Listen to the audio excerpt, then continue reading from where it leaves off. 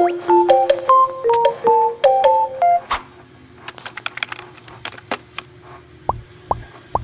ayan guys, welcome ulit sa aking another vlog. So, ayan, today or tonight ay pupunta tayo sa aking dalawang kapatid.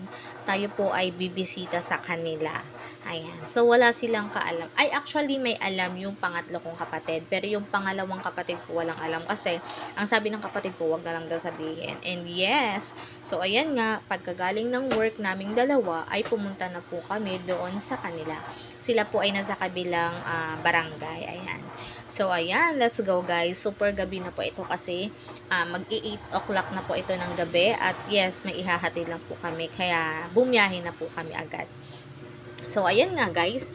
So, gabi na. So, dito kami sa likod shortcut kasi para mas malapit. And yes, kumain na muna kami dyan bago kami umalis. Kasi nga baka matagalan kami doon.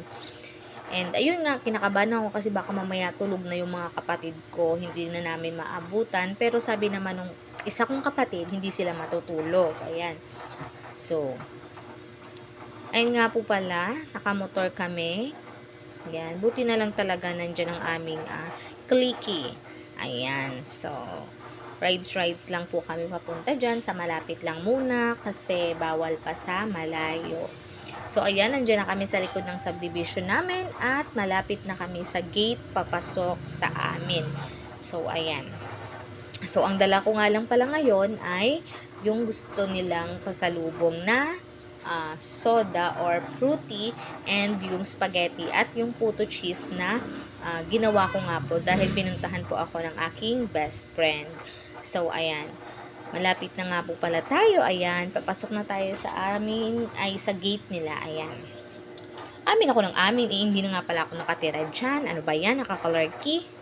So, ayan guys, sana maabutan natin silang gising pa. So, paliko na kami dyan guys, kaya malapit na kami.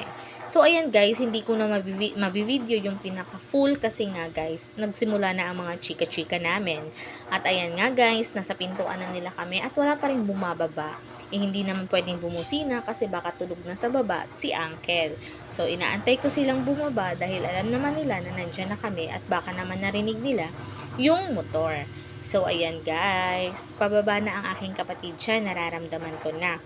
So, thank you for watching guys. Pasupport po ako ng mga channel ko at ng mga videos ko. Sana guys, ay huwag kayong magsawang sumuporta at manood sa mga maiikli ko at mga boring kong video. So, ayun lamang guys. Thank you for watching and God bless you all.